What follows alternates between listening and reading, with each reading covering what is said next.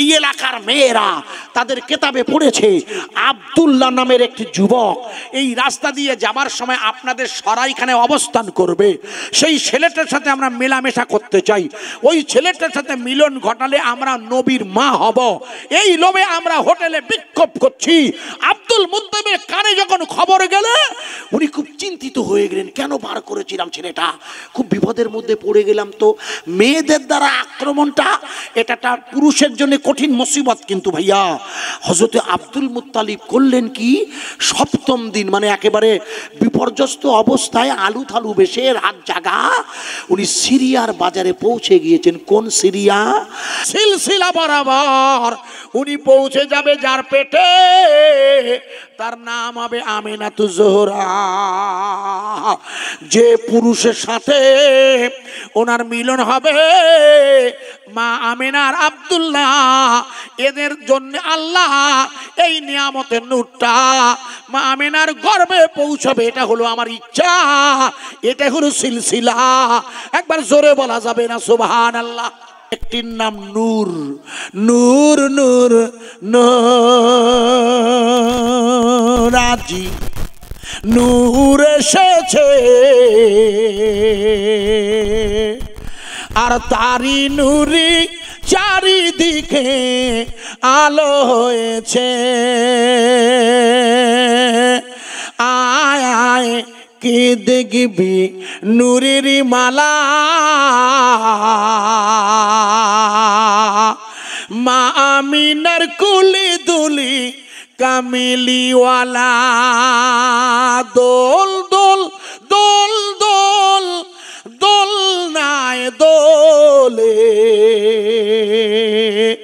আর মা আমিনার কোলে মুস্তাফা দোলে।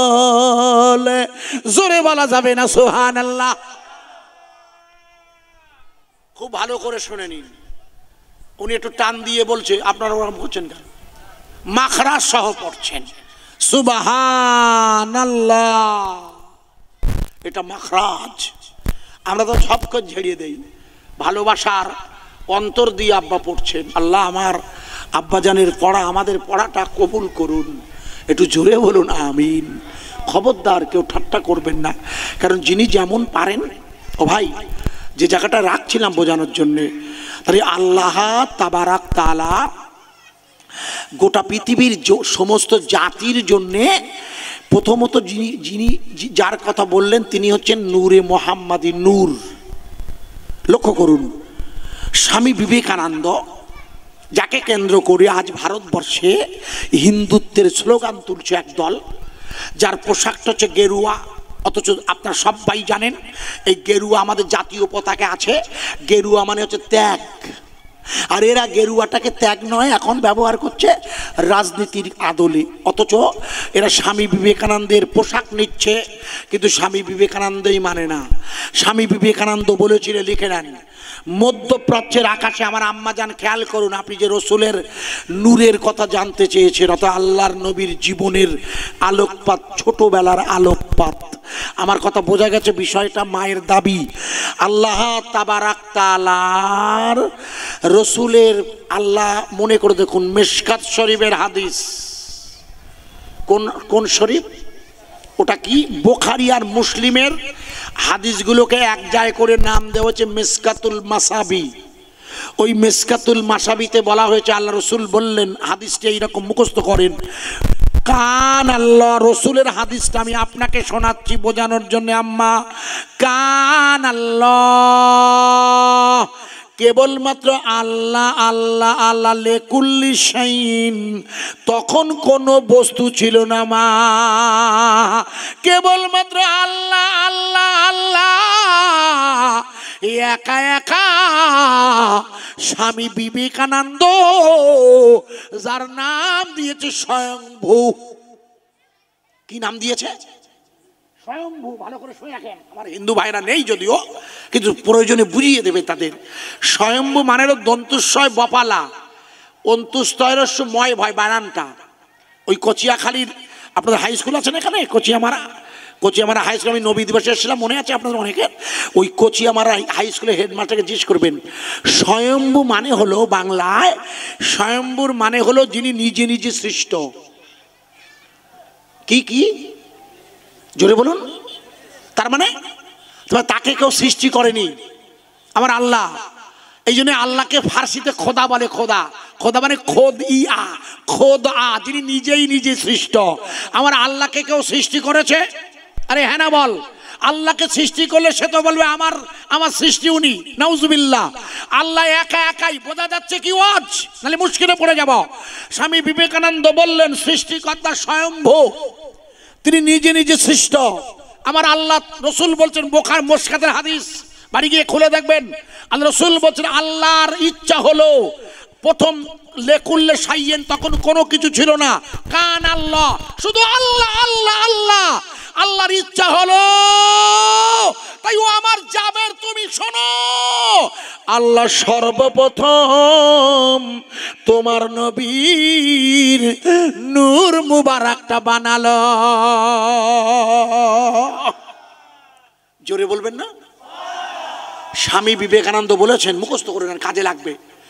স্বামী বিবেকানন্দ বলেছেন মধ্যপ্রাচ্যের আকাশ, মধ্যপ্রাচ্য মানে যেখানে রসুল জন্ম নিয়েছে আর কি, ওটা মধ্যপ্রাচ্য বলা হয়। মধ্যপ্রাচ্যের আকাশে একটা উজ্জ্বল নক্ষত্র জন্ম নেয়, উজ্জ্বল নক্ষত্র। এই উজ্জ্বল জ্যোতিষ্ক, ওনার ভাষায় বলে এই উজ্জ্বল জ্যোতিষ্ক হচ্ছে মুহাম্মাদুর রাসূলুল্লাহ।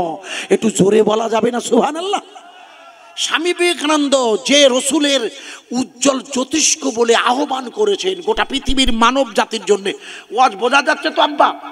সেই উজ্জ্বল জ্যোতিষ্ক হলো আমার রসুলুল্লাহ। এই রসুলে পাক সাল্লাম, আল্লাহর ইচ্ছা হলো যখন আল্লাহ একা একা দীর্ঘ সময়ের পর, আল্লাহ রসুল হাদিসে বলেছে, হাদিসে কুদসি, আল্লাহ ছিলেন গুপ্ত ভান্ডার। আল্লাহর ইচ্ছা হলো নিজের প্রকাশ ঘটানোর। নিজের প্রকাশ ঘটানো বোঝেন? প্রকাশ ঘটানো কি বলে এই বুঝিয়ে দিচ্ছি, একটু করে বোঝাই। ভাই সাহেব আপনি কিছু মনে করবেন না, আপনার হাতেও মোবাইল না? উফ, আপনি লজ্জা করছেন, আমি বোঝাচ্ছি। ওই মোবাইলটার দাম ধরুন 20,000, আমি বোঝাচ্ছি। কিন্তু আল্লাহ পাক ওনাকে অর্থনীতিতে আগের চেয়ে ভালো করে দিয়েছেন। উনি দেখবেন মোবাইল আর তখন 20,000-এর ব্যবহার করবেন না, তখন চেষ্টা করে আর একটা দামি কোয়ালিটির মোবাইল নিতে। না হ্যাঁ না বলুন? এটা আমাদের স্বভাব না? আরে আরে আমারও স্বভাব। এই স্বভাবটা অন্যায়ের কিছু নয় খোকা, আপনি ভাবছেন আমাকে ছোট করছি, না না।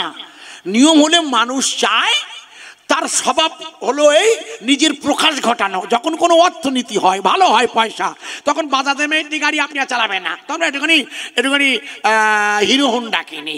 তো হিরো হুন্ডা কিছুদিন পরে আল্লাহ এমন পয়সা দিয়েছে, এক রাতে জলকারের ব্যবসা আল্লাহ অথবা ভাটায় বলে তাহলে আমি একটা বুলেট কিনি। এটা মানুষের স্বভাব, মানুষ তার প্রকাশ ঘটাতে চায়। আল্লাহ তার প্রকাশ ঘটাতে চাইলেন, তাই সর্বপ্রথম আমার নবীর নূর মুবারকটা বানালে। একটু জোরে বলা যাবে না সুবহানাল্লাহ? আরো জোরে বলা যাবে না? মনে করে দেখুন, আপনাদের মনে নেই, আমি মনে করিয়ে দিচ্ছি, আপনাদের মনে থাকে না।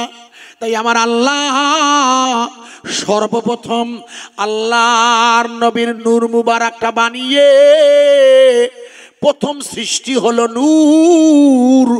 অথচ একদল বলে আল্লাহর নূরে নবীর নূর। একটা গজল আছে না ইউটিউবে, একটা গজল আছে, একটা নাম করা বক্তা গায়, রেজবি নামে, পদবিতে রেজবি আছে, এর বেশি আর বলা যাবে না। আমি অবাক হয়ে শুনছিলাম, খোদার নূরে নবীর নূর, নাউজুবিল্লাহ। খোদার যদি নূর ভাবি আমি, তাহলে তো খোদাকে নূর ভাবতে হয়। আল্লাহ কি নূর? হ্যাঁ হ্যাঁ, নূর একটি বস্তু, কিন্তু আল্লাহ যে নূরে তাকে বলতে পারবে, কেউ দেখেছো? একটু হ্যাঁ না বলুন। নূর একটি বস্তু, আমার কথা বোঝা যাচ্ছে কি? তাহলে আল্লাহ পাক রসুলকে নূর হিসেবে সৃষ্টি করেছেন, আল্লাহর নূর থেকে নয়, নাউজুবিল্লাহ। আল্লাহ সৃষ্টি করেছেন একটা নূর। আমার কথা বোঝা যাচ্ছে? হ্যাঁ না বলুন। আল্লাহ যে কি কেউ জানি না, জানেন? আরে হ্যাঁ না বলুন। কেউ জানি না, আমিও জানি না, আপনার জানেন নাকি? আমি জানি না, আপনি জানলে আমরা জেনে নেবো। আমার জানা নেই, আপনার জানেন কি না? আল্লাহকে কেউ জানে না, শুধু রসুলে পাক মিরাজের রাতে 70,000 নূরের পর্দা ভেদ করে আল্লাহর কাছাকাছি পৌঁছেছিলেন। তীর আর ধনুকের যেমন গায়ে গায়ে থাকে, ঠিক কাছাকাছি পৌঁছেছিলেন। এতটা কেতাবে পাওয়া যায়, কথা বোঝা যাচ্ছে কি? কিন্তু আল্লাহ যে কি কেমন রূপ রসুলকে এসে বলেছিল? এই কোনো আলেম বলিস আজ পর্যন্ত ওয়াজে, আজ পর্যন্ত কোনো ওয়াজ শুনেছেন যে মিরাজের রাতে রসুল এসে বলেছে আল্লাহ নাকটা লম্বা ছিল, নাউজুবিল্লাহ, আল্লাহ 4টি হাত ছিল, বলিছে কেউ? মিথ্যে কথা। আল্লাহ যে কি, আল্লাহর সাথে রসুল দেখা হয়েছে সত্য, 100% কারেক্ট, কিন্তু কি সেটা রসুল এসেও বলেননি, বলতে পারেননি, কারণ এমন জিনিস যা বলাও যায় না, আমার ধারণা করছে এটা। এই জন্য আল্লাহ প্রথমেই মানুষের বিশ্ববাসীর জন্য নূর বানালেন। নূর, নূর একটু জোরে বলবেন না সুবহানাল্লাহ? হাদিস শরীফের বায়ান মা, এখন সৃষ্টি হয়ে গেল নূর, আর স্রষ্টা আল্লাহ। তাহলে কটা হলো মোট?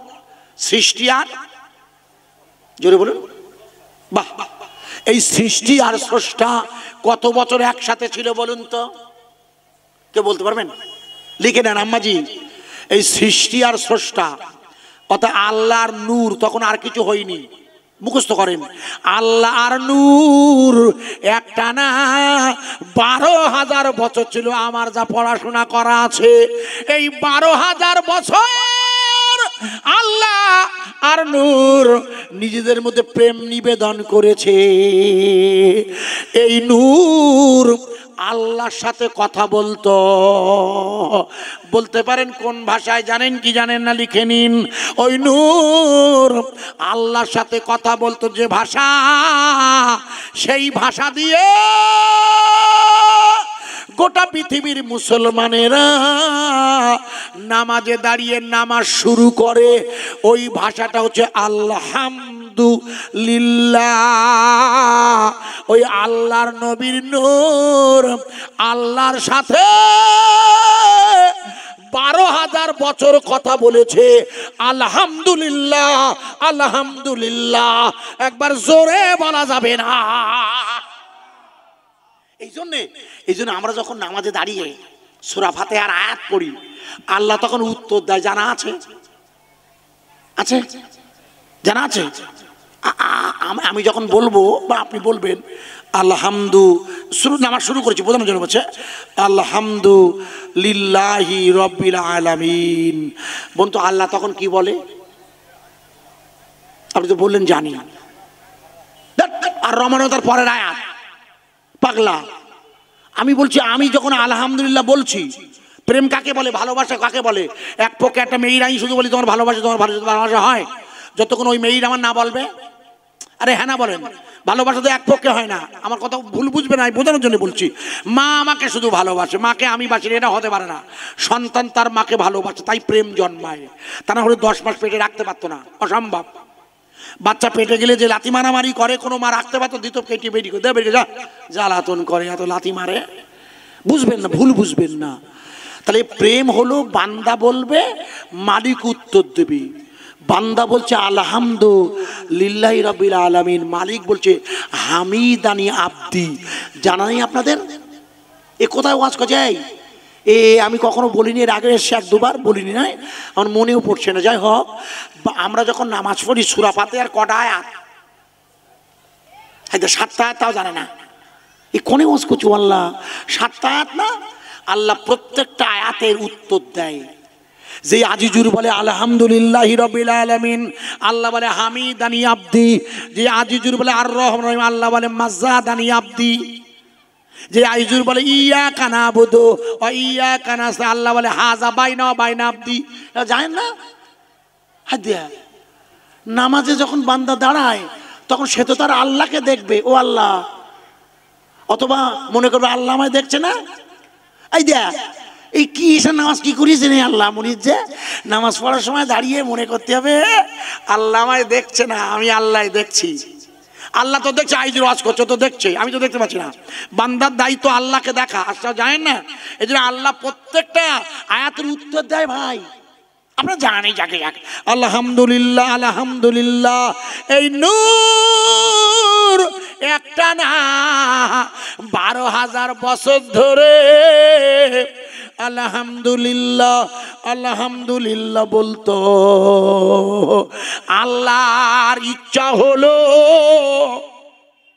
তাই এই নূর মুবারকটাকে আল্লাহ আমি বোঝানোর জন্য বলছি। প্রথমে এই নূরটাকে আল্লাহ 4 ভাগে ভাগ করলেন। ক ভাগে? মুখস্থ করেন। প্রথম ভাগে বানালেন, মুখস্থ করেন, প্রথম ভাগে বানালেন কলম, দ্বিতীয় ভাগে বানালেন লাহে মাহফুজ, তৃতীয় ভাগে বানালেন আরশে মুআল্লা। মুখস্থ করেন। আমি একটা জায়গায় জলসায় গেছি, একটা দরবারে, হুজুরের দরবার, সেটা দিনের বেলা মিশন সেখানে আছে। তো হেডমাস্টার আমাকে বেলা 11টায় টাইম, তা আমাকে একটা বই দিয়ে বললেন হুজুর একটু পড়ুন, মিনিট 10 বাকি আছে, আপনাকে তুলছি। হেডমাস্টার গেছে মঞ্চে, আমি ওই বইটা হাতে নিয়ে দেখি প্রশ্ন, প্রথম বইটার প্রশ্ন হচ্ছে আল্লাহ সর্বপ্রথম কি সৃষ্টি করেছেন। ভদ্রলোক হেডমাস্টার একটি স্কুলের, তিনি লিখে দিয়েছে আল্লাহ সর্বপ্রথম কলম সৃষ্টি করেছে। আমার কথা বোঝা গেছে কি? যেই লিখেছেন আমি হেডমাস্টারকে ডেকে বললাম, ও ভাই এই বইটাকে আপনাদের পড়ানো হয়? বলে হ্যাঁ স্যার। আলে এই বইটার লেখকের কাছে ফোন করেন। বলে কেন? আলে প্রথমটাই ভুল। বলছে আপনি বলছেন কি ভুল? আচ্ছা হ্যাঁ। তো ও আমার সাথে তর্ক নেই, কারণ জানে আমি 2 সাবজেক্টে এমএ বাই ইউনিভার্সিটি, ও জানে এ লোক জেনারেল শিক্ষিত, অনার্স এমএ বিএড আমার ইউনিভার্সিটি, আমি চাকরি করি, সবাই জানেন। ওয়াজ করি দীর্ঘদিন, আমার তো অনেক দিন হলো এই লাইন, 40 বছর হতে গেল। আপনারা যারা খোঁজ খবর রাখেন, গল্প করছি না, কারণ বাস্তবটা বলছি একটু এলো তাই। ওই ওই ওই ওই ওই যে আপনার বললাম, হেডমাস্টার ফোন করলো, বলে আপনি এরকম লিখেছেন ভুল। বলে কি ভুল? বলে একজন মহাশয়, আমার নাম বলতে পারেন, আগে দেখেন মানে কি না। বলছে উনি কি বলতে চাচ্ছেন? আমি বললি বলুন, আল্লাহ সর্বপ্রথম আল্লাহর নবী নূর সৃষ্টি করেছিল, এটা লিখতে বলবেন। আল্লাহ সর্বপ্রথম আমার নবী নূরটা সৃষ্টি করে কদ জাআকুম মিনাল্লাহি নূরু, আমি তোমাদের কাছে আমার তরফ থেকে প্রথমেই নূর দিয়েছি। নূর, ওই নূরের ভাঙিয়ে আল্লাহ প্রথমেই কলম বানিয়েছিল, ওটা হলো নূরের পাঠ, কিন্তু প্রথমেই কলম নয়। বোঝা গেল খোকা? হেডমাস্টার বলছে ঠিক বলেছেন তো হুজুর, আমার জানা ছিল না। একদিন পড়িয়েছেন? বলে একদিন পড়াইছি। আর যা মরিয়ে যা, যা করেছিস করিয়ে যা, আর জান করিস নে। প্রিয় ভাই ভুল বুঝবেন না, আমার আল্লাহ করলে কি ওই নূরের প্রথম ভাগে কলম বানালে, কোথায় লেখা আছে আমি বলে দেবো তো। আমি কোন কেতাব থেকে বলছি, না বললে আমাকে তো বলবো উল্টো পাল্টা বলে গেছে। আমি কেতাবের নাম বলো, ধৈর্য ধরেন, আগে নূরটা ভেঙে নেই, তারপর যাচ্ছি। প্রথম ভাগে আল্লাহ বানালেন কলম, কলম কলম, আল্লামা বিল কালাম কালাম। দ্বিতীয় ভাগে বানালেন আল্লাহ লহে মাহফুজ, অর্থাৎ লহে মাহফুজ হলো যেখানে কোরআন রাখা ছিল। 3 নম্বর হলো আরশে মুআল্লা। বোঝা গেল? 3 নম্বর কি? আমার আল্লাহ করলেন কি, ওই নূরটাকে আবার 4 ভাগে ভাগ করলেন। কোন নূরটা? এই দেখো ভুলে গেল, যে নূরটাকে প্রথমে 4 ভাগে ভাগ করেছিল, তার একটা ভাগ দিয়ে কলম, দ্বিতীয় ভাগ দিয়ে লহে মাহফুজ, তৃতীয় ভাগ দিয়ে বানালে আরশে মুআল্লা, যেখানে রসুল গিয়েছিল সিদরাতুল মুনতাহা হয়ে। বোঝা যাচ্ছে? আজ জিবরাইল যেতে পারেনি কেন? হুজুর গেল কি করি? পাগলা, আমি পরে বলছি, সুযোগ হয় হবে কি না জানি না। জিবরাইল বলল আল্লাহ রসুলকে, যখন মনে করে দেখুন জিবরাইল 7ম আসমান ভেদ করে রসুলকে নিয়ে সিদরাতুল মুনতাহায় গিয়ে বলল, ইয়া রাসূলুল্লাহ আমি আর যেতে পারবো না। কবি লিখেছেন, আগার এক সিরে মুয়ে বার্তারে পুরাম ফুরুগে তাজাল্লি বাসুজাত পুরাম। ইয়া রাসূলুল্লাহ আমি যদি আর 1 চুল পরিমাণ যাই, তাহলে আল্লাহর নূরের তাজাল্লিতে আমি পুড়ে সারকার হয়ে যাব, আমি আর ওই এলাকায় যাব না। মনে করে দেখুন, জিবরিল রসুলকে একা একা পৌঁছে দিচ্ছেন। রফরাফ নামের একটা যন্ত্র এসে আপনা আপনি রফরা হেলিকপ্টার, হঠাৎ সিঁড়ির মতন একটা রাস্তা চেন ঝুলছে, রসুল ওই বয়ে বয়ে আরশে মুআল্লায় উঠছে। আরশে মুআল্লা, এই আরশে মুআল্লাটা বানানো হয়েছে আল্লাহর নবী নূরের 3য় ভাগে এখন চতুর্থ ভাগটা হাতে আছেন আমার, মানে বোঝানোর জন্য বলছে, এই চতুর্থ ভাগটাকে আল্লাহ আবার 4 ভাগে ভাগ করলেন। মুখস্থ করো আব্বা, খুব জটিল, বলো মনে রাখা ভাই, খুব জটিল। আমার মা বলেছেন প্রশ্নটা মানে রসুলের জন্ম, কারণ নূর দিয়েই তো রসুলকে জন্ম বোঝাতে হবে। রসুলের জন্ম মানেই রসুলের নূর আনতে হবে আগেই, তাই না ভাইয়া? কারণ রসুলের নূরটা দিয়েই তো মা আমিনার পেটে আসবে, এটা আমি বোঝানোর জন্য রাখছি। রসুলের নূর মুবারাকের দ্বিতীয় পাঠ দিয়ে আল্লাহ বানালেন আরশে মহাল্লা বহনকারী ফেরেশতা। কি বানালেন? আরশে মোয়াল্লা বহনকারী। ভালো করে বুঝবেন।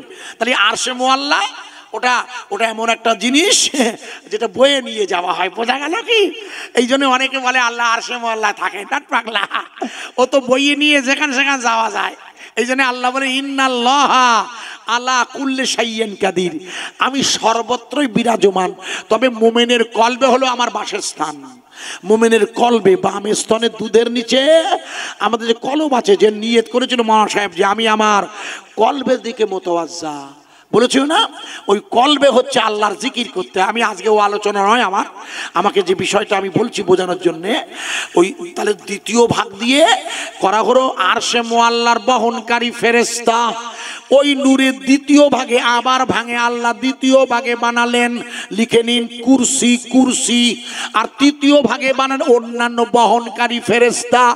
চতুর্থ ভাগটাকে আল্লাহ আবার 4 ভাগে ভাগ করলেন। প্রথম ভাগে বানালেন জমিন যা কিছু আছে, দ্বিতীয় ভাগে বানান আসমান আর যা কিছু আছে, আর তৃতীয় ভাগে বানালেন জাহান্নাম আর জান্নাত। চতুর্থ ভাগটাকে আল্লাহ আবার 4 ভাগে ভাগ করলে এটাই শেষ ভাগ। এই ভাগে প্রথমে আল্লাহ মোমেনের চোখের জ্যোতি বানালেন, দ্বিতীয়টা দিয়ে মোমেনের কলবের নূর বানালেন, আর তৃতীয় ভাগ দিয়ে লা ইলাহা ইল্লাল্লাহু মুহাম্মাদুর রাসূলুল্লাহ এই কলেমার নূর বানালেন। বোঝা গেছে কি? আমি আবার বলে দিচ্ছি, লিখুন। প্রথম ভাগে বানানো হলো, মুখস্থ করেন, কলম, লহে মাহফুজ যেখানে কোরআন শরীফ রাখা, আর আরশে মোয়াল্লা যেখানে আল্লাহর আরশ। চতুর্থ ভাগটাকে দিয়ে আবার 3টে বানানো। কি? এই আরশে মোয়াল্লা বহনকারী ফেরেশতা, কুরসি, অন্যান্য ফেরেশতা, মনে থাকবে। এই ভাগটাকে দিয়ে আবার আল্লাহ বানালেন কি? জমিন এবং যা কিছু আছে, গাছপালা, পুকুর পুকুর, নদী নালা। তারপর দিয়ে বানালেন কি? আসমান, সামা যা উপরে আছে, চাঁদ তারা নক্ষত্র। তারপরে কি বানালেন? জাহান্নাম আর জান্নাত। ভালো করে শুনবেন। শেষ ভাগটাকে দিয়ে কি করলেন? এবার 3 ভাগে ভাগ করলেন। এইখানটাতে এসে গেল মোমেন। প্রথম ভাগে বানালেন মোমেনের চোখের নূর, বোঝা যাচ্ছে কি? মোমেনের। আর দ্বিতীয় ভাগে বানালেন মোমেনের কলবের নূর। বাম স্তনের দুধের নিচে 2 আঙ্গুল পর আমাদের 1 টুকরা গোশ আছে, হাদিসের ভাষা এজা মুদগাতান জাসাদান। তোমাদের শরীরে 1 টুকরা গোশ আছে, ওটা যদি পাক হও তুমি পাক, ওটা যদি নাপাক হয়ে যাও তুমি নাপাক। আলা ইন্না ওয়াহিয়াল কালব, ওটা হচ্ছে তোমার কলব। ওটা বানালেন আল্লাহ কি দিয়ে? নূর দিয়ে। এই জন্য কলবে জিবরিল রসুলকে গারে হিরায় ধরে যখন রসুল বলেছিল আমি পড়তে পারি না, ইকরা বিসমি রাব্বিকাল্লাযী খলাক, মনে করে দেখুন, রসুল বলেছিল আমি পড়তে পারি না, মনে নেই? যখন কোরআন প্রথম নাযিল হয়, ঠিক বলেছিল তো। জিবরিল রসুলকে জড়িয়ে ধরেছিল এইভাবে, ঠিক এইভাবে জড়িয়ে ধরেছিল 3 বার। 3 বার জড়িয়ে ধরার পর হুজুর বললেন ইকরা বিসমি রাব্বিকাল্লাযী খলাক। তার মানে জিবরিল রসুলের শরীরে কিছু ঢুকিয়েছিল। কি ঢুকিয়েছিল? কলবে ফয়েজ ঢুকিয়ে দিয়েছিলেন, যে ফয়েজের দ্বারা ওনার কলব আল্লাহ আল্লাহ কোরআন নিতে শিখলো। বোঝা যাচ্ছে কি? হ্যাঁ না বলুন, বুঝতে হবে ভালো করে। ও আছে এই জন্যে মোমেনের কলবের নূর বানালো আল্লাহ। আর কি বানালো? লা ইলাহা ইল্লাল্লাহর কলেমা। এটা নূর না খোকা? আপনার হাদিসে পড়েননি?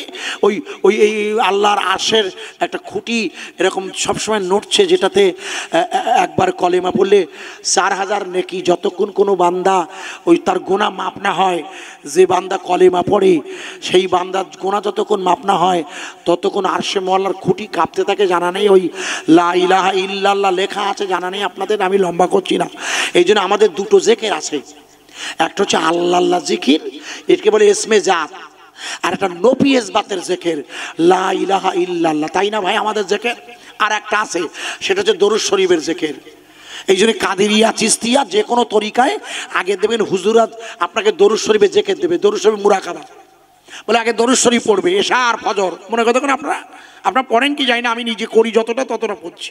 এটা না করলে আপনার ঈমান পূর্ণ হবে না। আপনি ঈমানদার কিন্তু পূর্ণ নয়। পূর্ণ ঈমানদার হতে গেলে কলবে ঈমান আনতে হবে, রসুলের হাদিস তো তাই। খুব ভালো করে বুঝবেন যে জায়গায় রাখছিলাম বোঝানোর জন্যে। কি ভাই জায়গা হচ্ছে না, এটা একটু চেপে চেপে আসেন, জায়গা বলছে তো একটু করে চেপে চেপে আসেন। এই দিকটা প্যান্ডেলটা খুব বড়, আল্লাহ রহমে বেশ ভরেও গেছে, আল্লাহ শুকর। একটুখানি চেপে চেপে এসে কলেমার জিকির করতে করতে লা ইলাহা ইল্লাল্লাহ লা ইলাহা ইল্লাল্লাহ, এটা জলি জিকির বলা হয়। এটাকে কপি করে কলবে নিয়ে যেতে হয়, বুঝেছেন? প্রথমে আমাদের জলি জিকির করতে হয়, কেন? মানে জলি জিকির করে অভ্যাস করতে হয় জলি জিকির। কিন্তু পরবর্তী পর্যায়ে মেজু হুজুর বলেছেন ওটাকে কলবে নিয়ে যাবে কপি জিকির করতে। কত এই জলি জিকির মানে জবান, এটা বেশিক্ষণ টেকে না। যে আপনার প্যারালাইজ হয়ে গেল, প্যারালাইজ করতে পারবেন না, আল্লাহ না করুন প্যারালাইজ হয়ে গেছে, আল্লাহ না করুন আপনার জিভ কোনো কারণে জিভ নষ্ট হয়ে গেছে, অথচ আপনি বেঁচে আছেন, তাই পড়বে কে? আসলে পড়বে আপনার কলব লা ইলাহা ইল্লাল্লাহ, আপনি পড়বেন না। আমার কথা বোঝা যাচ্ছে কি? এই জন্য আমাদের কলবে নিয়ে যেতে হয়। যাই হোক, যে কথা বলছিলাম বোঝানো, এবার লক্ষ্য করুন। তাহলে এই নূর দিয়ে আল্লাহ সব কিছু সৃষ্টি করেছে, একবার জোরে বলা যাবে না সুবহানাল্লাহ। এই কারণেই বিবেকানন্দ বলেছে মধ্যপ্রাচ্যের আকাশে যে উজ্জ্বল জ্যোতিষ্ক এসেছে, ওই উজ্জ্বল জ্যোতিষ্ক হলো নূর, ইনি হলেন রাসূলুল্লাহ। একটু জোরে বলা যাবে না সুবহানাল্লাহ? আপনাদের বোঝানোর জন্য রাখছি, খেয়াল করে শুনে নিন মন দিয়ে। আল্লাহ তাবারাক তাআলা দীর্ঘ, মনে করে দেখুন, দীর্ঘ 12,000 বছর ধরে আল্লাহর নবীর নূরের সাথে প্রেম ভালোবাসা করার পর এই নূর তাকে এমনভাবে ভেঙে ভেঙে পৃথিবীর জমিনের সব কিছু বানিয়ে দিলে। কি বানালে? কলব বানালে, রুহু বানালে, শের বানালে, খপি বানালে, আকপা বানালে, যেটা আমাদের শরীর লতিফা, সব কিছু আল্লাহ বানিয়ে দিয়েছেন নূর থেকে। লক্ষ্য করুন, এবারে আমার আল্লাহ তাবারাক তাআলা হযরতে আদম আলাইহিস সালাতু ওয়াস সালামকে বানিয়ে দিয়েছিলেন সর্বপ্রথম। মনে করে দেখুন, ওই আদম নবীকে বানিয়ে ওনার পিছনে রসের নূর মুবারকটাকে ফিট করে দিয়েছিল। আপনাদের মনে আছে লম্বা কাহিনী। ও আদম নবীর পিছন দিকে যখন ফেরেশতারা দেখছে, সম্মান জানাচ্ছে, আদম বলল, আল্লাহ আপনি কি এমন ফিট করে দিয়েছেন? ফেরেশতারা আমার পিছনের দিকে দেখছে। আল্লাহ বলেন, আমি আমার দোস্তের নূর মুবারকটা, যেটা আমার আরশে মুআল্লাহে আমার নামের সাথে লেখা আছে লা ইলাহা ইল্লাল্লাহু মুহাম্মদ রাসূলুল্লাহ সাল্লাল্লাহু আলাইহি ওয়াসাল্লাম, এই যে লেখা আছে ওইটাই আমি তোমার পিছনে ফিট করে দিয়েছি। যেহেতু তুমি আগে যাবে, উনি যাবে সবার শেষে, সিলসিলা বরাবর উনি পৌঁছে যাবে যার পেটে, তার নাম হবে আমিনাতুজ জোহরা। যে পুরুষের সাথে ওনার মিলন হবে, মা আমিনার আব্দুল্লাহ, এদের জন্য আল্লাহ এই নিয়ামতের নূরটা মা আমিনার গর্ভে পৌঁছাবে। এটা হলো আমার ইচ্ছা, এটা হলো সিলসিলা। একবার জোরে বলা যাবে না সুবহানাল্লাহ? আরো জোরে বলতে পারেন না? বসিরহাটের আল্লামা হুজুর লিখেছেন, আমি নয়, বসিরহাটের আল্লামা হুজুর কিবলা লিখেছেন, আল্লামা রুহুল আমিন শাহ রহমত, দাদা হুজুরের প্রিয়তম খলিফা। উনি একটা বই লিখেছেন, যদি কারোর কাছে থাকে কিনে নেবেন, না হলে বাজার থেকে কিনে নেবেন। বইটার নাম হচ্ছে মিলাদে মোস্তফা প্রথম খণ্ড। একাধিক খণ্ড আছে, বইটার নাম কি? মিলাদে মোস্তফা প্রথম খণ্ড। আরো দ্বিতীয় খণ্ড আছে।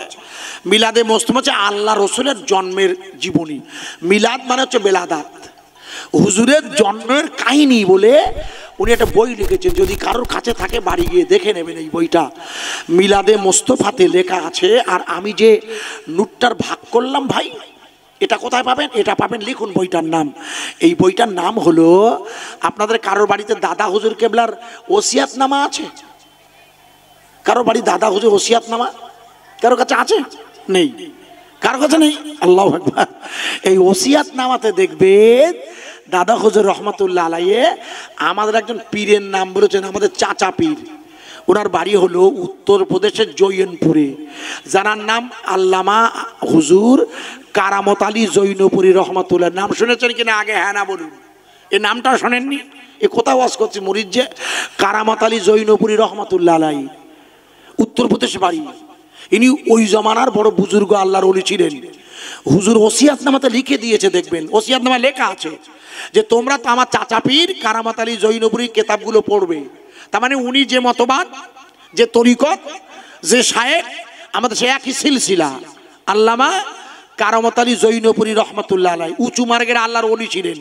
কত উঁচু মার্গের ওলি 1 মিনিট একটুখানি বলে দিই। ওনার লেখা বইটার বাংলা নাম লিখে নেন, আরবি এবং বাংলা বলছি। বইটার বাংলা নাম নূরে মোহাম্মদী সাল্লাল্লাহু আলাইহি সাল্লাম। যদি কারো কাছে না থাকে আমাকে বলবেন, আল্লাহ চাইলে পিডিএফ করে পাতা পাঠিয়ে দেওয়া যাবে। ওই যে লিস্ট, যে পাতায় ওই নূরের ভাগ করা আছে ইনশাল্লাহ। বইটার নাম কি বললাম? নূরে মোহাম্মদী সাল্লাল্লাহু আলাইহি সাল্লাম বাহারানায়ে কাতাইন ফি মাউলিদে, বইটার নাম আরবিতে। ওই বইটা দেখবেন, আপনার কাছে নেই আমি বলে দিয়ে যাচ্ছি, ওর বাংলাটা বেরিয়ে গেছে। বইটা নূরে মোহাম্মদী নাম দিয়ে বাজারে পাবেন বলে আশা রাখছি, না পেলে আমার কাছে আছে। ওই বইটাতে লিখে দিয়েছেন। কে লিখেছেন? লেখকের নাম কি বললাম? পি আল্লামা কারামত আলী জৈনপুরী হুজুর। আমাদের চাচা পীর হচ্ছেন যিনি, উনি আমাদের চাচা পীর। বোঝেন না? চাচা পীর বোঝেন মানে ওনার ভাই, তারপরে দাদা হুজুর ওনাকে ভাই বলছেন। দাদা হুজুর ভাই আমাদের চাচা হয় না? পাগলা রে কি রে, কিছু বোঝেন না কেন? আশ্চর্য। চাচা পীর বলছেন, লেখা আছে তো কেতাবে। আপনি হুজুর বসে আছে শুনছেন, হুজুর হয়তো পড়ে দেখবেন, আপনারা পড়েন না। এই চাচা পীর রহমতুল্লাহ আলাইহি এনার কত বড়, কত আল্লাহর বুজুর্গ ছিলেন। অমনি বইটা পড়তে বলছি কেন, এনার যে বইটা শোনেন একটুখানি। এই নূর মুবারক হজরতে আব্দুল মুত্তালিবের শরীর মুবারক এসেছে। আব্দুল মুত্তালিবের লিখেছেন বসিরহাটের আল্লামা রুহুল আমিন শাহ রহমাতুল্লাহ আলাইহি। ইতিহাস খুলে দেখবেন, বইটার নাম মিলাদে মোস্তফার প্রথম খণ্ড। হজরতে আব্দুল মুত্তালিব খানায়ে কাবায় শুয়ে আছেন, কাবা শরীফে। হজরতে আব্দুল মুত্তালিব কাবা শরীফে শুয়ে আছে। বসিরহাটের আল্লামা লিখেছে, হঠাৎ একটা খবর এসছে, খুব ভালো করে শুনবেন। হঠাৎ একটা খবর এসছে। কি খবর? যে আব্রাহা বাদশাহ, হুজুর আল্লামা লিখেছেন, পড়ে দেখবেন। আব্রাহা বাদশাহ আল্লাহর কাবা ভাঙতে এসেছে। আপনারা নিশ্চয়ই কোরআনের সূরা ফিলের তাফসীর শুনেছেন ছোটবেলা থেকে। এই আব্রাহা বাদশাহ কাবা ভাঙতে এসে শুনে হজরতে আব্দুল মুত্তালিব ওই ব্যাপারটা নিয়ে খুব বেশি মাথায় দিলেন না। আমার কথা বোঝা যাচ্ছে কি? কারণ আব্রাহা বাদশাহ জানে যে কাবার মালিক হচ্ছে আল্লাহ। একবার জোরে বলুন, কাবার মালিক কে? ওই যে সময় আব্রাহা বাদশাহ, মনে করে দেখুন, আব্রাহা বাদশাহ যে সময় কাবা ভাঙতে এসেছে, রসুল বলেন আলাম তারা, আল্লাহ আলাম তারা কাইফা ফাআলা রব্বুকা বিআসহাবিল ফিল। আপনি কি জানেন হে নবী, আমি ওই হাতির বাদশার সাথে কি ব্যবহার করেছি না আপনি কি জানেন? রসুলকে জিজ্ঞেস করছেন আল্লাহ। আসলে রসুল তো জানতেন না, তখন রসুল জন্ম নিয়েছে কি? এই দেখো, তখন হুজুর তো হননি। আল্লাহু আকবার। তখন হুজুর দুনিয়া আসেনি রে পাগলা। কি রে এরা? আল্লাহ জিজ্ঞেস করছে, আপনি কি জানেন আমি হাতির বাদশাকে পিষিয়ে মেরে দিয়েছিলাম? আপনার দাদুজিকে যখন ওরা, আপনার দাদুজির কাছে ওরা প্রস্তাব দিল যারা কাবা ভেঙে ফেলবো, আপনার দাদুজিকে আব্রাহা বাদশাহ, মনে করে দেখুন, তখন আব্রাহা বাদশার দরবারে হুজুর এসেছেন। কেন? আব্রাহা বাদশাহ আব্দুল মুত্তালিবকে দেখে উঠে দাঁড়িয়েছে। জিজ্ঞেস করছে, আপনি উঠে দাঁড়াচ্ছেন কেন? ও এসেছে তো আপনার কাছে চুক্তি করতে। আব্রাহা বাদশাহ বলছে, না না, দাঁড়াও না, দেখি কাজটা কি হয়। হয়তো আব্দুল মুত্তালিবকে জিজ্ঞেস করছে, আপনি কি করতে এসছেন? বলে, আমি এসছি, আমার উটগুলো ধরিয়ে নিয়েছেন কেন? তাই আমি সারাতি। বলে, আপনার উট ধরিয়ে নিস কারা? বলে, আপনার লোকজন। বলে, আমার উট ধরিয়ে নিছে। বলে, যারা উট ধরিয়ে নিছে তারা আপনার লোককে বলে দেন উটের মালিক আমি। বলে, আমি যেছি কাবা ভাঙতে। বলে, সে আপনি বোঝেন গে, যার মালিক তার সাথে, ও মালিক আমি না। একটু জোরে বলুন না সুবহানাল্লাহ। বলছে ও মালিক আমি না। বলে যে মালিক সে বুঝবে কোনি, আমার বোঝার দরকার নেই। ইতিহাস খুলে দেখবেন। এইবার আব্রাহা বাদশা বসে আল্লাহ লিখেছে, আব্রাহা বাদশা ছেড়ে দিলেন। উনি মনে করে দেখুন, কাবা শরীফের মালিক তো আব্রাহা বাদশা নন, আব্দুল মুত্তালিবও নন, মালিক হচ্ছে আল্লাহ, আর ইনি হচ্ছেন খাদিম। ওনাকে ছেড়ে দিলেন। যেই ছেড়ে দিয়েছে, লোকজন জিজ্ঞেস করছে, আচ্ছা আপনি ওনাকে ছেড়ে দিলেন কেন? বলে ওরে বাবা, আমি ওকে ছেড়ে দিয়েছি অমনি ওর মাথার কাছে দেখি একটা নূরের জ্যোতি এবং সেখানে দুটো বিষধর সাপ। আমি যদি বেয়াদবি করি তা আমাকে দংশন করতে পারে। আমি ওই ভয়ে আমি বললাম শিগগিরই যান, আমার দরকার নেই কাবা ভাঙা এখন আপনার। আব্দুল মুত্তালিবের জীবন চরিতকারকরা লিখেছিল, রসুল পাকের জন্মের আগের নূরের তাজাল্লিতে আব্রাহা বাদশা চমকে গিয়েছিল। রসুলের নূরের তাজাল্লি দেখে ও ভেবেছিল সাপ দেখছি, বিষধর দংশন করছে। ওটা ছিল রসুলের নূরের তাজাল্লি। বোঝা যাচ্ছে কি? মনে করে দেখুন হযরতে, আপনাদের মনে নেই আব্দুল মুত্তালিব খানায় কাবায় ফিরে এসেছে। হঠাৎ কে বা কারা বলছে, দেখো দেখো দেখো ওই যে ছেলেটা আসছে, ওই ছেলেটার নাম হলো আব্দুল্লাহ, ওর একটা মেয়ের সাথে বিয়ে হবে।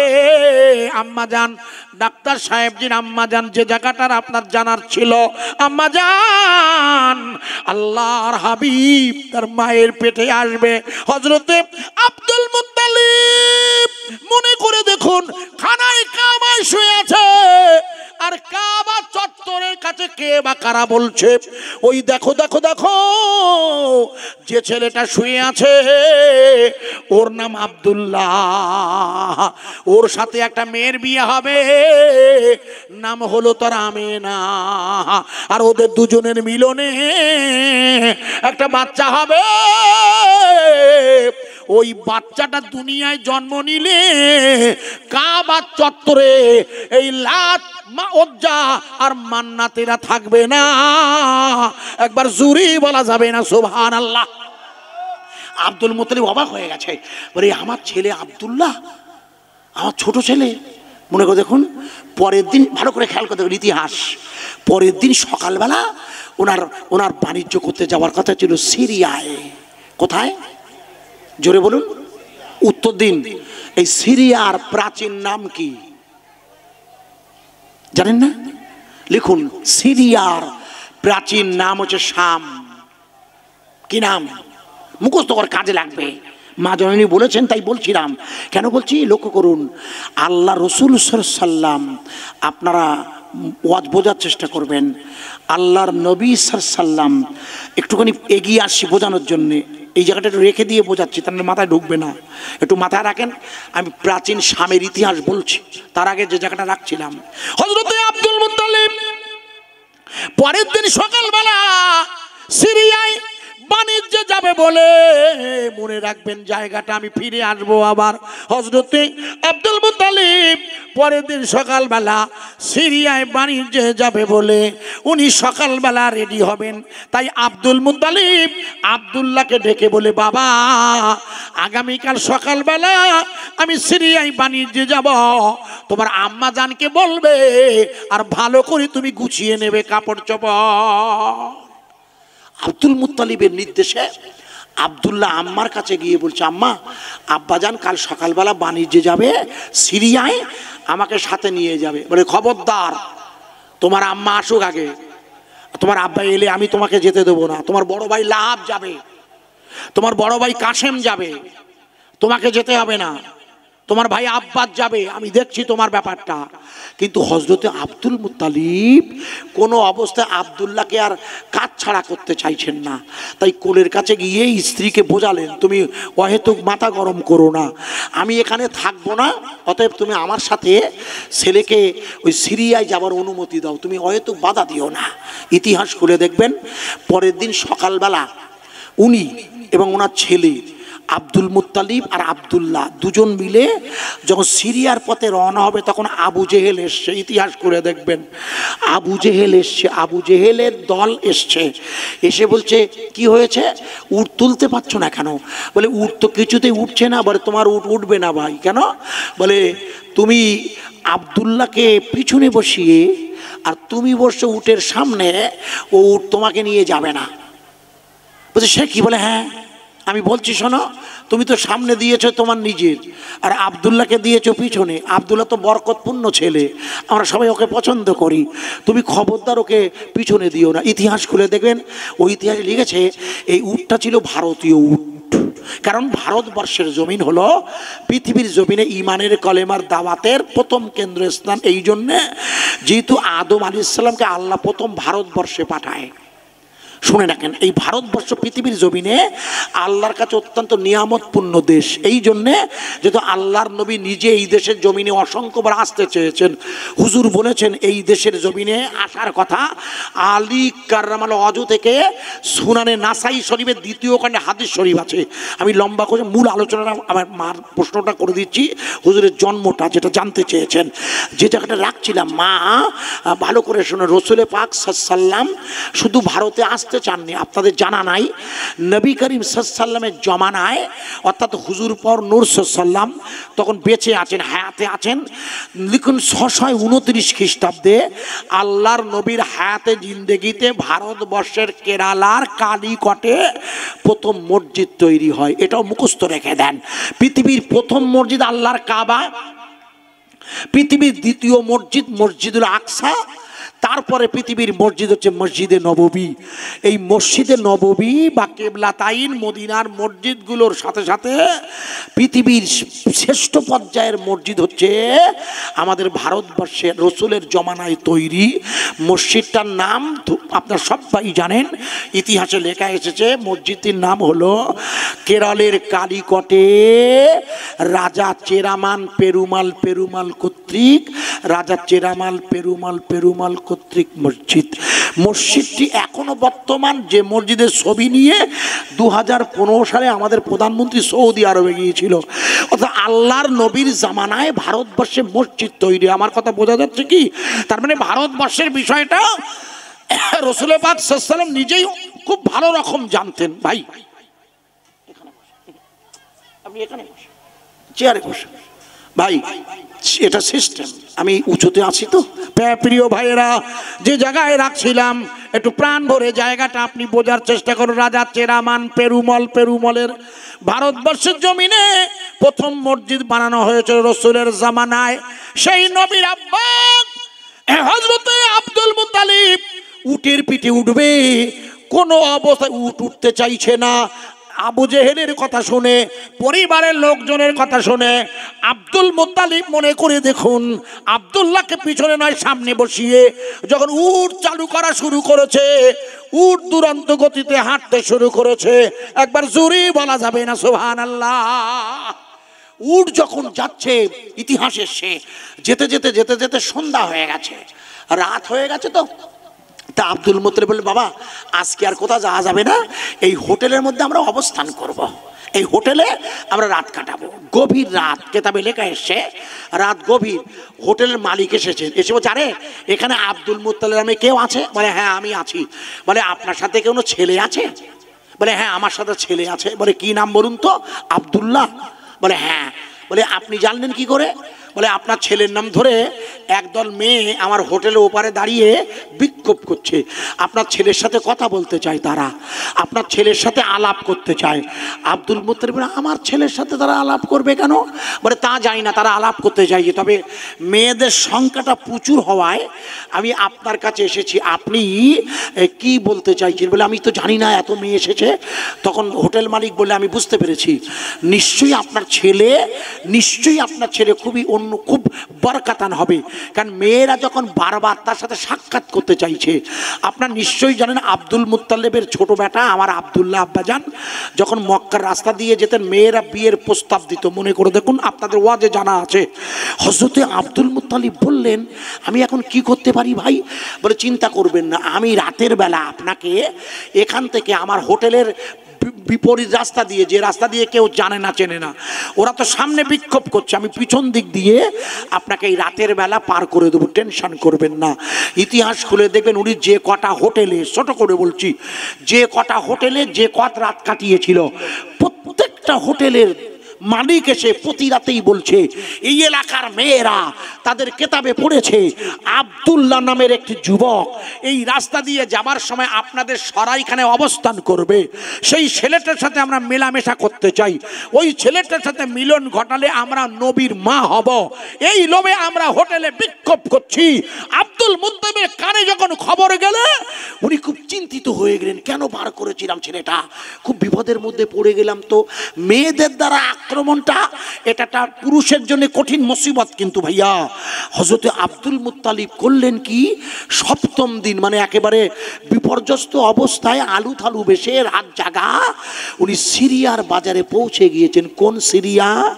হযরতে আব্দুল্লাহকে এই মেয়েদের হাত থেকে আসলেই বাঁচানোর দায়িত্বটা কার?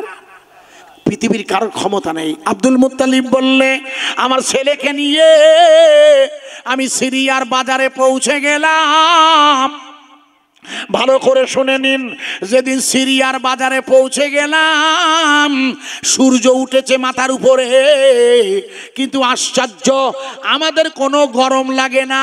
ওই সময়ে আমি আব্দুল্লাহকে বসিয়ে রেখে বললাম, বাবা আব্দুল্লাহ, সিরিয়া আমার চেনা জায়গা, শাম আমার চেনা জায়গা, বাবা তুমি এখানে বসো, মালগুলো দেখো, আমি একটু দোকানদারির জন্য কিছু ব্যবস্থা করব। ইতিহাস খুলে দেখবে হযরতে আব্দুল্লাহ বসে আছে, ওই এলাকার ভালো ভালো বংশীয় মেয়েরা দৌড়ে এসে আব্দুল মুত্তালিবের ছেলে হযরতে আব্দুল্লাহ শরীর স্পর্শ করতে চাইছিল। হযরতে আব্দুল মুত্তালিব দৌড়ে এসে দেখে মেয়েরা এখানেও আক্রমণ করছে আমার ছেলের উপরে। ঠিক সেই সময় সিরিয়ার গির্জার সবচেয়ে নামি পাদ্রী সাদা পোশাক পরে দৌড়াতে দৌড়াতে আব্দুল্লাহর কাছে পৌঁছে গিয়েছে। যে মেয়েগুলো পালিয়েছে সেই হযরতে আব্দুল মুত্তালিবকে, দোকানদার আব্দুল মুত্তালিবকে সিরিয়ার ওই পাদ্রীর গির্জা চেনে, বলে আমি তো আপনাকে চিনি, আপনি বাণিজ্য করতে এসেছেন, তবে আজ আপনাকে আমি আবেদন করছি এখানে দোকান খুলবেন না। আপনি ভালো করে তাকিয়ে দেখুন, ওইদিকে 7টা ছেলে আজ 1 সপ্তাহ ধরে ওরা তলোয়ার হাতে নিয়ে ঘুরছে। ওদের কেতাবে বর্ণনা এসেছে আব্দুল মুত্তালিব আব্দুল্লাহকে নিয়ে শাম দেশে বাণিজ্য করবে। ওরা ওদের কেতাবের বয়ান অনুযায়ী আপনার ছেলেকে খুঁজছে আজ 1 সপ্তাহ ধরে, কিন্তু আমার জন্য ওরা আপনার পাশে আসতে পারছে না। আমি খ্রিস্টান পাদ্রী বলছি, আপনি ভালো করে তাকিয়ে দেখুন। আব্দুল মুত্তালিব অবাক, সত্যি তো 7টা লোক। কোথা থেকে এসে? কেতাবে লেখা আছে চীন দেশ থেকে। যে চীন দেশ, চীন কোন দেশ? আমাদের প্রতিবেশী একটা দেশ। চীন কোন দেশ? কমিউনিস্ট দেশ। যে দেশের সিনজিয়াংয়ে মুসলিমদের লাগাতার অত্যাচার করছে চীন, আপনারা সবাই জানেন। পৃথিবীর জমিনে যখন প্রথম করোনা এসেছিল, করোনা ওটা তৈরি হয়েছে চীন থেকে, কিন্তু সৌভাগ্য চীনের করোনার ওই ভাইরাস সিনজিয়াং প্রদেশে ঢোকেনি। চীনের খ্রিস্টানেরা নয়, বৌদ্ধরা, চীনে তো বৌদ্ধদের বাস, চীনের বৌদ্ধরা অবাক হয়ে জিজ্ঞেস করছে, বলে আপনাদের কাছে এই ভাইরাস ঢোকে না কেন? বলে আপনাদের কাছে এই ভাইরাস আসে না কেন? বলে আপনারা তো এর প্রতিরোধ করছেন কি করে? ভালো করে হাত ধুতে। আমাদের বলেছে না ভালো করে হাত ধোবেন। আরে আমরা তো অলরেডি 5 বার নামাজে হাত ধুয়ে থাকি, আপনারা তো স্যানিটাইজার ব্যবহার করতে বলছেন। আমরা তো অনেক আগে থেকেই বাথরুম করে কুলুক নিই আর মাটি দিয়ে ঢিলা দিয়ে হাতটা দোলে নিই যদি সাবান না থাকে। এ তোমরা ছোটবেলা থেকে করি, ও আপনাদের তো করতে হবে এখন বলছে। আর আমার রসুল আগে বলে দিয়েছে গুছিয়ে আমরা করি, ওই জন্য এধারে ওরা কেউ আসে না। একটু জোরে বলা যাবে না? সুবহানাল্লাহ। প্র্যাকটিক্যাল বলছি, আপনারা হ্যাঁ না বলুন, ঠিক বলছি কিনা? আরে আপনারা আমার কথা বোঝাচ্ছে কি? আমাদের সরকার বলে দিয়েছিল না যে মসজিদে 5 জনের বেশি নামাজ হবে না করোনার সময়। হ্যাঁ না বলেন? আচ্ছা করোনা হইলো কবে বলেন দিন? আমাদের এসছিল কবে? এই দেখো এরা কিছু হয় না, লেখো লেখো লেখো, আমি বিদায় নেবো। ও হুজুর আসবেন, হ্যাঁ 10:15 হয়ে গেছে বলতে বলতে। শুনুন, যে বলছিলেন এসে গেলাম, বলে দিই আমাদের দেশে মসজিদে বাবরি ওই জায়গাটা রাম মন্দির করার রায় দিয়েছিল, মুখস্থ করো, 2019-এর 9 নভেম্বর, মনে থাকবে, 2019-এর বুঝতে, আর 2019-এর ডিসেম্বরে প্রথম ভাইরাস এসেছিল। আর আমাদের দেশে 2020-এর 31 জানুয়ারি প্রথম কেরালায় ভাইরাস ধরা পড়েছিল। ওই সময় আমাদের দেশে রোজা এসে গিয়েছিল, মনে আছে খোকা? চৈত মাস, কড়া চৈত, রোজা এসেছিল, মনে নেই? প্রধানমন্ত্রী বললো থালা বাঁধাও, প্রদীপ জ্বালাও, মনে আছে খোকা? মনে থাকে না কেন? ওই সময় মনে নেই আমাদের বলেছিল যে তোমরা মসজিদে যেন 5 জনের বেশি নামাজ পড়বা না, আপনাদের মনে নেই? ওই মসজিদে বাবরি ভেঙে যাওয়ার পরে বলো ঘটনা ঘটিল খোকা, ভালো করে মনে করে দেখো, আপনাদের মনে থাকে না? মনে করে দেখেন 2020-তে যখন ওই চারিদিকে মাইকে বলা হচ্ছে 5 জনের বেশি নামাজ পড়বে না, আপনাদের এলাকায় কী হয়ে যায় না, আমাদের বসিরহাট থানা পুলিশ যেখানে সেখানে 5 জনের বেশি করতে পারেনি, পুলিশ যেহেতু কি ঝামেলা করছে। কিন্তু ইমাম সাহেব কি বলেছিল মনে করে দেখুন, ইমাম সাহেব বলে শোনো, মসজিদে 5 জন পড়বে পড়ো, কিন্তু গোটা ইটিন্ডা, বসিরহাট, পাকিরডাঙ্গা, আমাদের যে গ্রাম আছে, হুজুর আল্লামার বাড়ি যেখানে আছে, সব মসজিদ বাদ দিয়ে 5 জন মুসল্লি বাদে গোটা গ্রামে তোমরা গোটা গ্রামে 5 জন 7 জন করে এক এক বারান্দায়, বাড়ির ছাদে, উঠোনে তোমরা নামাজ পড়িয়ে নিও, তারাবি করিয়ে নিও, ইফতার করিয়ে নিও। ঠিক বলছি না ভুল বলছি? আরে হ্যাঁ না বলেন? ওরা বলিল 5 জন জাতি, কজন? আল্লাহ কি, আল্লাহর হুকুম কি হলো? গোটা গ্রামটা মসজিদ। ও আল্লাহ মেরিগঞ্জ সব মসজিদ হয়ে গে, সব দিকে আল্লাহ আল্লাহ আজান আসতেছে। ঠিক বলছি না ভুল বলছি ভাইয়া? ওরা বলেছিল 5 জনের বেশি পড়বে না, আর আমার আল্লাহর কায়দা গোটা মসজিদ বানিয়ে দিল, গোটা ভারতবর্ষটা। আমি ওয়াজ করছি না, শুধু ওনার আম্মাজানের রসুলের জন্মটা একটুখানি পেটে আসাটা আমাকে বলতে হবে, যেটা রেখেছেন ডাক্তার সাহেব। শোনেন ভালো করে। এবার হজরতে আবদুল্লাহর আব্বাকে বললেন, লম্বা লম্বা কাহিনী এই জায়গাটা, কোন জায়গাটা, ওই যে কেন 7 জন লোক আসবে, ওর ইতিহাস আছে, ওর তথ্য আছে, আমার কাছে আছে সব, কিন্তু ওই 7 বলা যাবে না। শুনুন, এবার ওই আব্দুল মুত্তালিব বলল, তাহলে এখন আমি কোথায় যাব? বলে আপনি কোথায় যাবেন সিদ্ধান্ত নেন, ওটা আপনার সিদ্ধান্ত, আমি কি বলবো, তবে আমি দায়িত্ব নিচ্ছি, আপনাকে সেই পর্যন্ত পৌঁছে দেবো নিরাপদ। একটু জোরে বলেন না সুবহানাল্লাহ। ভাই, যে নিরাপদের দায়িত্ব নিচ্ছে, মুসলমান না খ্রিস্টান? আরে তখন তো মুসলমান এই লা ইলাহা ইল্লাল্লাহ ছিল, কিন্তু এরাম পার্টি ছিল না। আমার কথা বোঝা যাচ্ছে? তখন ইব্রাহিমের হানিফা ধর্ম ছিল তা না, কিন্তু বেরুত পারছে না কেউ, বুঝেছেন? তো হজরতে আব্দুল মুত্তালিব বলে আপনি পৌঁছে দেবেন? হ্যাঁ। তখন উনি হিসেব করে দেখলো যে এখান থেকে মদিনা শরীফ নিকটে। কোন শরীফ? উনি বলেন মদিনা শরীফে গেলে ভালো হবে। বলে ওখানে আপনার কে আছে? বলে ওখানে আমার শ্বশুর বাড়ি। বলে ও, তাই ভালো হবে। এখন শ্বশুর বাড়ি মানে কি দেখো দিনি, শ্বশুর বাড়ি মানে হলো আব্দুল্লাহর মামার বাড়ি। কি পাগলা, আব্দুল্লাহর মামার বাড়ি না? আব্দুল মুত্তালিব শ্বশুর বাড়ি হলে খোকার কি হয়? মামার বাড়ি হয়নি কি রে? আব্দুল মুত্তালিব বলছে, ও খোকা খোকা চলো ব্যবসা বাণিজ্য বন্ধ করি, কারণ খোকাকে বুঝতে দেওয়া যাবে না, খোকা তো ছোট, তখন 20 বছর বিয়ে হবে, এক্ষুনি বিয়ে হবে। বার বলছে, খোকা তোমার এখানে বাণিজ্য করবে না। বলছে কেন আব্বা? বলছে মামার বাড়ি চলো। আর মামার বাড়ির নাম শুনলি ন্যাচারাল পুরুষের একটু, আমার ছোটবেলা সবাই জানেন, মামার বাড়ির নাম শুনলে খুব খুশি হয়। বলে আমার মামার বাড়ি? বলে কোথায় যাবেন? মানে মদিনায়। ঠিক আছে। পাদ্রী সাহেব বললো, আহা খুব উপকার করেছিল পাদ্রী। কেন উপকার করাচ্ছে কে? আল্লাহ।